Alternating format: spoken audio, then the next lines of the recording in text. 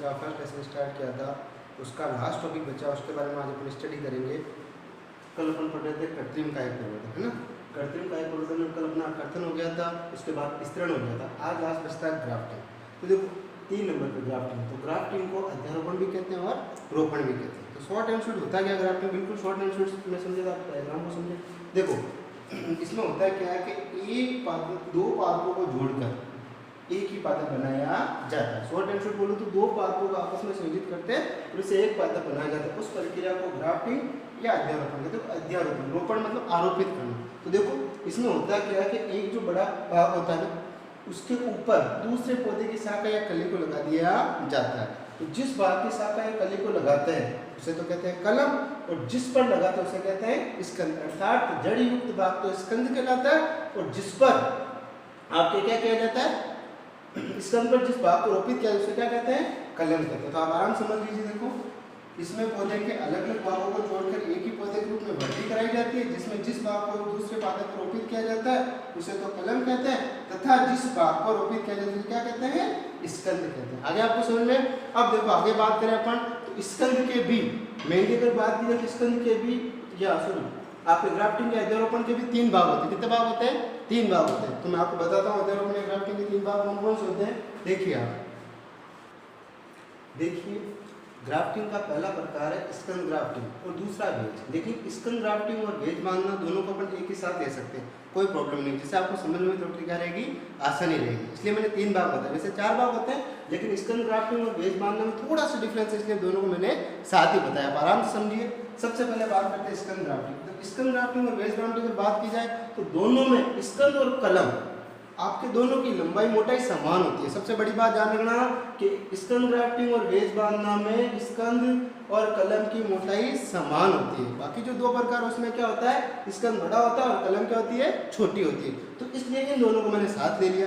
तो फिर question put up होता है कि सर इन दोनों के जो 2 अलग अलग नाम कैसे दिए गए, आप चित्र में आराम से देख पा रहे हैं। देखो इसमें क्या करें, इसमें स्कंद के अंदर वी आकार का चेहरा लगा रहे, कलम में भी वी आकार का चेहरा लगा रहे, जबकि आप वेज बांधना में देखो तो क्या देख रहे हो आप, स्कंद में तो वी आकार का चेहरा है, जबकि कलम में कैसे वेज आकार का चेहरा है। इसे क्या क्या बोलते हैं, वेज आकार। आप आराम से डायग्राम को देखिए। देखो कलम स्कंद और कलम में वी आकार का चेहरा लगा हुआ है, किसमें, स्कंद ग्राफ्टिंग में। दोनों की मोटाई क्या है, समान है। इसी प्रकार वेज बांधना में भी क्या है, कलम और स्कंद की मोटाई क्या है, समान है, लेकिन स्कंद में तो वी आकार का चेहरा है और कलम में कैसा है, वेज आकार का चेहरा। बस इस वेज आकार के चेहरे के आधार पर ही दोनों में अंतर किया जाता है। तो मैंने क्या किया, दोनों को साथ में समझा दिया। तुम्हें समझने वाली बात क्या है कि दोनों की मोटाई मतलब कलम और स्कंद की मोटाई क्या होती है, समान होती है। आगे समझ में आपके आगे। हाँ अब आगे बात करते हैं दूसरा या तीसरा प्रकार, मान लिया आप मुकुट ग्राफ्टिंग और कलिका ग्राफ्टिंग।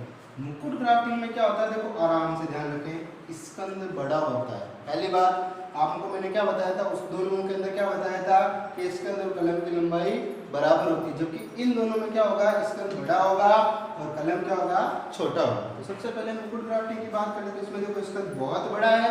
दूसरी बात, इसके ऊपर छोटी छोटी कलिकाएं लगी हुई, क्या लगी हुई है, छोटी छोटी कलिकाएं लगी। एक साथ 5-7 कलिकाएं लगा देते हैं तो एक ताज या मुकुट जैसी संरचना दिखने लग जाती है कलम की, इसीलिए इसका नाम क्या हो गया, मुकुट ग्राफ्टिंग। क्या हो गया, मुकुट ग्राफ्टिंग। एक वेरी मोस्ट बात आप ध्यान रखें, यहाँ पर कई बार क्वेश्चन पूछा जा चुका है, मैं नोट आउट करके आपको समझा देता हूँ कि स्कंद और कलम के अंदर जो काट लगाते हैं उस काट की गहराई इतनी होनी चाहिए कि कम से कम दोनों के क्या 7 एधा, दोनों के क्या 7 एधा पूर्ण आपस में जुड़े हुए हैं। अब जब 7 एधा आपस में जुड़ जाएंगे तो इनमें जब विभाजन होगा तो नया जाइलम और नया फ्लोएम, अर्थात द्वितीयक जाइलम और द्वितीयक फ्लोएम बनेगा।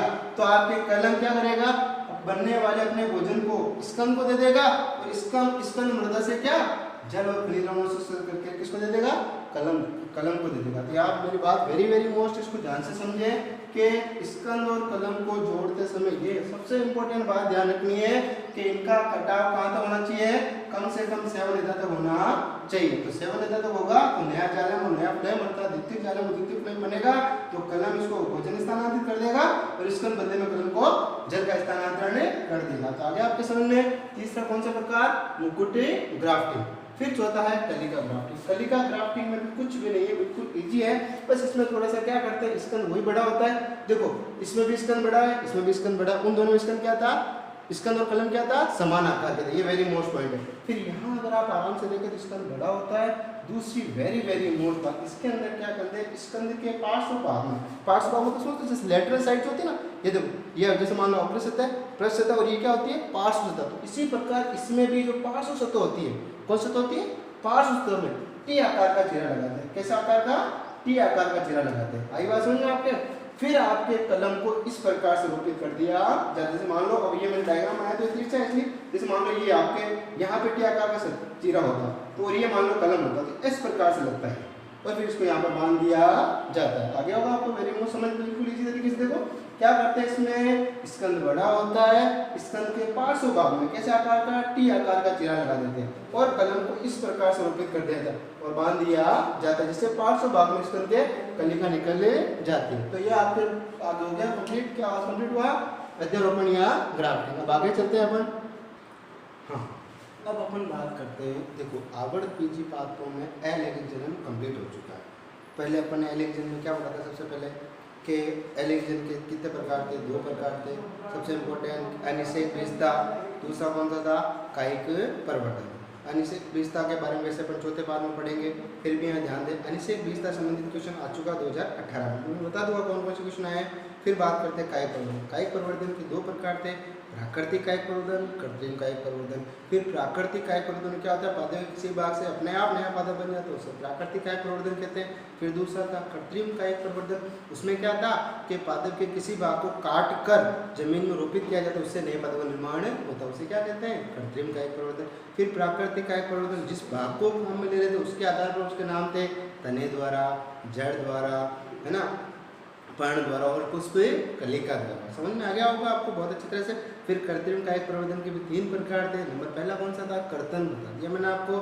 दूसरा कौन सा था, स्तरण, और तीसरा कौन सा था आपके, क्या भी पढ़ा था अपने, क्या ग्राफ्टिंग था। फिर आगे चलते हैं आवर्त बीजी पादपों में लेखिजन। तो आपको वेरी वेरी मोस्ट बात ध्यान रखनी है, आवर्त बीजी पादपों में लेखिजन की इकाई कौन होता है, पुष्प होता है। कौन होता है, पुष्प होता है। ध्यान रखना, आवर्त बीजी पादपों में लेखिजन का क्या होता है, पुष्प होता है, अर्थात पुष्प पर ही नर जन्नांग और मादा जन्नांग पाए जाते हैं। पहली बात। और पुष्प के बारे में बात कर लें थोड़ा सा, पुष्प है क्या।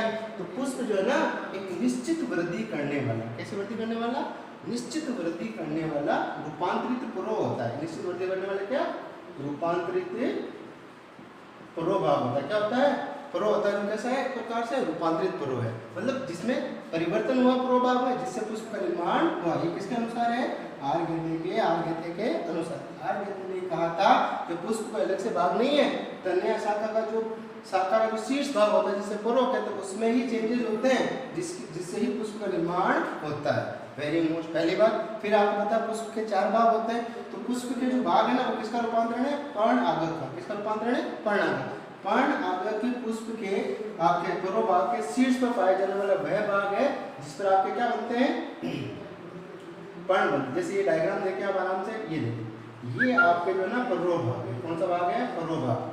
और ये भाग क्या है आपके, पर्ण आगक। तो ये पर्वों में थोड़ा बहुत चेंजेज हुआ है, जिससे बना है पुष्प, पहली बात। और जब अगर ये पर्व भाग से पुष्प नहीं बनता तो जो पर्ण आगक थे ये क्या बनाते हैं, आपके पर्ण बनाते। समझ रहे हो आप मेरी बात को। ये तने शाखा का शीर्ष भाग होता है, उसे पर्व कहते हैं, आराम से समझे। फिर पर्व के पार्श्व भाग में कलिकाएं पाई जाती है, क्या कहते हैं, पर्ण आगक कहते हैं। इन पर्ण आगक से क्या बनते हैं, पर्ण बनते हैं, और ये पर्व वृद्धि करता हुआ पाया जाता है। तो आपको पता है पर्व है तो पर्व पे क्या होती है, पर्व संधियां होती है। क्या होती है, पर्व संधि। और आपको पता है क्या होते हैं, पर्व होते हैं। क्या होते हैं, पर्व होते हैं। तो अगर आप थोड़ा सा ध्यान और लगाएं तो मैं आपको यहाँ इंडिकेट करना चाहता हूँ, आप इधर देखिए आराम से, ये देखिए, ये एक पर्व संधि, ये दूसरी पर्व संधि, ये एक पर्ण आगक, ये दूसरा पर्ण आगक। तो जब पर्वों में रूपांतरण होता है तो आपके ये जो पर्व होते हैं ना, दोनों पर्व संधियों के बीच के स्थान, ये भी बहुत छोटे छोटे हो जाते हैं, मतलब पास पास आ जाते हैं, जिससे पुष्प के चारों भाग एक ही जगह से निकलते हुए दिखाई देते हैं। तो अब आपको क्लियर हो गया होगा कि जो पर्व भाग है वो ही रूपांतरित होकर पुष्प में परिवर्तित होता है, पहली बात। दूसरी बात, इस पर पाए जाने वाले जो पर्ण आगक है, जो पुष्प पर्ण बनाते हैं वो बाद में पुष्प के भाग बनाते हैं। कब? जब पर्व क्या किसमें रूपांतरित हो जाए? पुष्प में रूपांतरित हो जाए। आगे सुनिए, और इसकी जो पर्व संधि है वो क्या आ जाती है?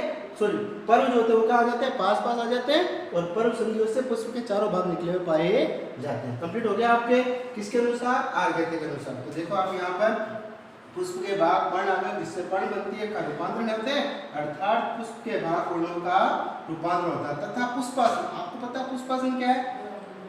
पुष्पासन पुष्प के भाग लगते हैं किसका रूपांतरण है? पर्ण ग्रंथ का फुलाव भाग है, या आपके पर्ण पर्वों का लास्ट फुलाव भाग जो होता है उससे क्या बनता है? आपके पुष्पासन का निर्माण होता है। पुष्पासन वह भाग है जहां पर पुष्प के चारों चक्र, मतलब आपके पुष्प के चक्र अभी पढ़ेंगे, पुष्प के चारों चक्र वो लगे होते हैं, उस भाग फूले भाग क्या कहते हैं? पुष्पासन कहते हैं। तो आपको समझ में आ गया होगा अवर तुझी पापों में लेखी जिंदगी का कौन है? पुष्प है, पहली बात। दूसरी वेरी वेरी मोस्ट बात वो क्या है? रूपांतरित पर्व है। तीसरी वेरी वेरी मोस्ट बात क्या? पुष्प के जो भाग है किसका रूपांतरण है? पर्ण आगत अर्थात पर्ण का रूपांतरण। अब आगे चलते हैं पुष्प के भाग। अगर पुष्प के भागों की बात, हाँ अपन बात कर रहे थे पुष्प की, तो पुष्प का आरेखीय चित्र देखो, लाइनर डायग्राम है। वैसे अपने को ज़्यादा डायग्राम ज्यामिति डायग्राम नहीं बनाना, केवल लाइनर डायग्राम की बात करें तो मुख्यतः पुष्प के 4 भाग, कितने भाग होते हैं? 4। या पुष्प के मुख्यतः 4 चक्र होते हैं। आप समझे आराम से, जो मैंने पहले बताया था पुष्प ग्रंथ का फुलावा जो भाग होता है उसे क्या कहते हैं? पुष्पासन कहते हैं। क्या कहते हैं? पुष्पासन। ये जो डिस्क लाइक भाग है ना इसे क्या कहते हैं? पुष्पासन, पहले भाग। और इस पुष्पासन पर ही पुष्प के चारों चक्र पाए जाते हैं, जिसमें सबसे पहला जो चक्र होता है ना उसे कहते हैं बाह्यदल पुंज। क्या कहते हैं? बाह्यदल पुंज या कैलेक्स। क्या बोलते हैं? कैलेक्स। और इसके प्रत्येक इकाई को बोलते हैं बाह्यदल, जो आपके कैसे रंग की? हरे रंग की पर्ण होती है। कैसे होती है? हरे रंग की पर्ण होती है। देखो आप आराम समझिए, पुष्प के 4 चक्र होते हैं मेनली। सबसे पहला चक्र होता है बाह्यदल पुंज, ठीक है, जिसकी प्रत्येक इकाई को क्या कहते हैं? बाह्यदल या सेपल कहते हैं। ये हरे रंग की पर्ण होती है। कैसी होती है? हरे रंग की पर्ण होती है। कंप्लीट है। उसके बाद आराम से बात करें दूसरा चक्र होता है दल पुंज या कोरोना। क्या होता है? दल पुंज या कोरोना होता है। आराम समझो, दल पुंज या कोरोना होता है। अब आगे बात करें इसकी प्रत्येक इकाई क्या होती है? दल या पेटल होती है। ये दल या पेटल जो होते हैं ना वो रंगीन होते हैं। आप जैसे आप गुलाब में आपको पता है लाल रंग के होते हैं, धतूरा में कैसे होते हैं? सफेद रंग के होते हैं। देखा हुआ आपको पुष्प का जो रंगीन कलर है वो किसके कारण होता है? दलों के कारण या दल पुंज के कारण ही होता है। ये पुष्प के 2 चक्र हो गए। पहला चक्र बाह्यदल पुंज, दूसरा चक्र दल पुंज। बाह्यदल पुंज की इकाई बाह्यदल और दल पुंज की इकाई दल। ये हरे रंग के और ये रंगीन, किसी भी रंग के हो सकते हैं। अलग अलग पुष्पों में अलग अलग रंग के होते हैं। ये जो दोनों चक्र हैं पुष्प के सहायक चक्र हैं। क्या है? सहायक चक्र, यानी जनन चक्र नहीं, क्या है? जनन में मदद करने वाले चक्र, जिसमें सबसे इंपॉर्टेंट जो दल है ना या दल पुंज जो है, दल का समूह जो दल पुंज है, दल पुंज रंगीन होने के कारण कीटों को अपनी ओर आकर्षित करता है। क्या करता है? कीटों को अपनी ओर आकर्षित करता है, जिससे कीट परागण होता है। क्या होता है? कीट परागण। लेसन नंबर 3 में अपन इसके बारे में विस्तार से पढ़ेंगे। फिर भी यह ध्यान रखना, जो दल या दल पुंज होता है ना वो रंगीन होने के कारण कीटों को अपनी ओर क्या करते हैं? आकर्षित करते हैं, जिससे परागकणों का स्थानांतरण होता है, अर्थात परागण होता है, जिससे जनन में मदद होती है, जनन होता है। कंप्लीट है। फिर जो तीसरा चक्र है वो है क्या? तीसरा चक्र क्या है? पुमंग। तीसरा चक्र क्या है? पुमंग। समझ में आ गया? ये इसे एंड्रोसियम कहते हैं। तीसरा चक्र क्या है? पुमंग। इसे क्या कहते हैं? एंड्रोसियम। ये आपके नर जनन चक्र है। क्या है? नर जनन चक्र।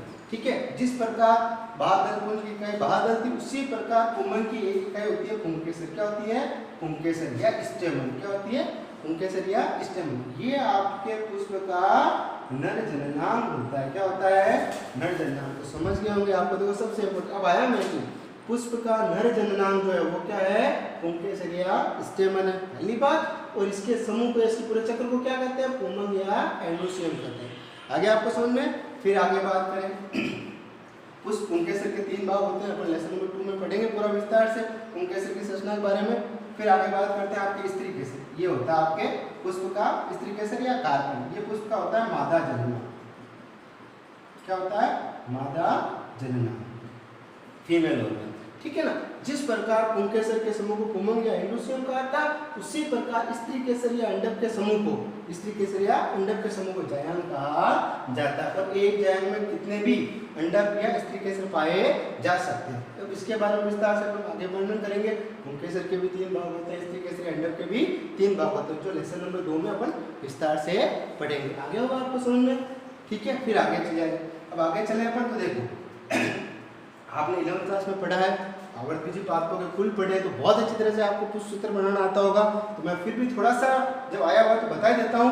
आपको पता है बहादल पुंज जो पुष्प का सबसे भारी चक्र होता है, इसका पुष्प सूत्र में इसका नाम क्या है, कैलेक्स है, तो इसलिए पुष्प सूत्र इसका प्रतीक क्या होता है, के होता है। इसी प्रकार दल के समूह को दलपुंज कहते हैं और इसका नाम क्या है, कोरोला है, तो पुष्प सूत्र इसका प्रतीक क्या होता है, सी होता है। इसी प्रकार नर नाम पुंकेसर होता है, इसका समूह या चक्र क्या कहलाता है, पुमंग कहलाता है। इसका इंग्लिश नाम क्या है, एंडोसियम। अतः इसका प्रतीक जो होता है ना, पुष्प सूत्र समूह क्या होता है, ए होता है। आगे समझ में। और लास्ट एंड मोस्ट मादा जननांग स्त्री केसर, स्त्री केसर के समूह क्या कहते हैं, जायांग कहते हैं। जायांग इंग्लिश में क्या कहते हैं, गायनोसियम। अतः पुष्प सूत्र का प्रतीक क्या होता है, जी होता है। तो पुष्प के अंदर 4 चक्र पाए जाते हैं।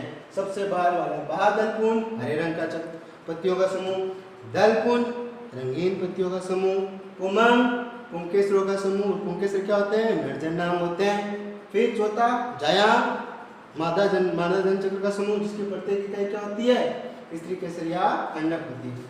आपको ये समझ में आ गया होगा। अब आगे चलते हैं।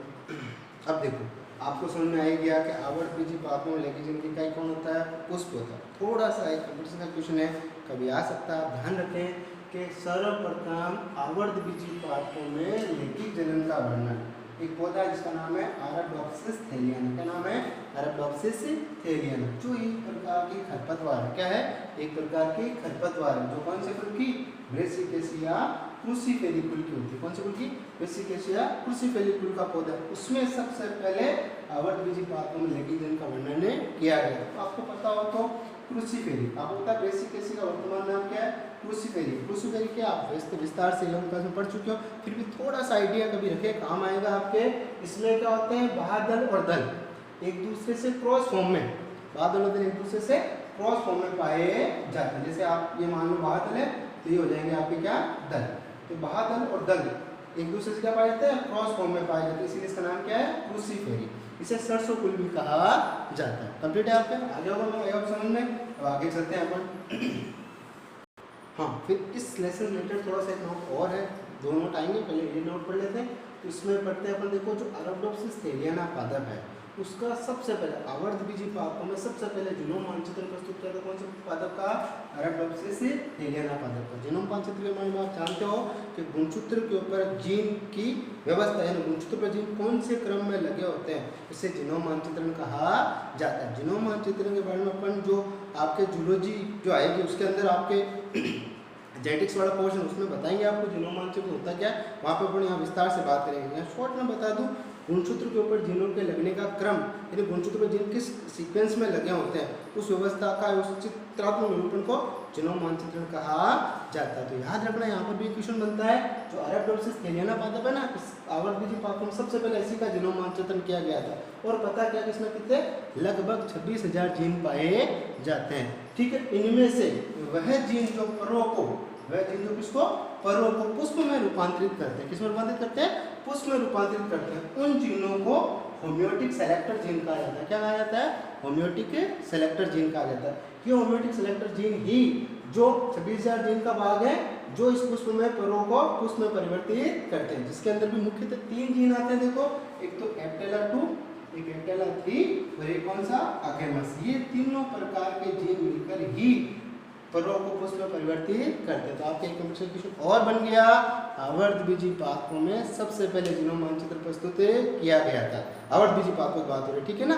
फिर दूसरी बात, आपको एक बात और पता चल गई कि पुष्प, परों को पुष्प में परिवर्तित करने वाले जीनों को क्या नाम दिया जाता है, होम्योटिक सेलेक्टर जीन दिया जाता है। एक बात और चली, होम्योटिक सेलेक्टर में 3 जीन आते हैं, मुख्यतः एप्टेला 2, एप्टेला 3 और अगेमस। आगे आपको समझ में।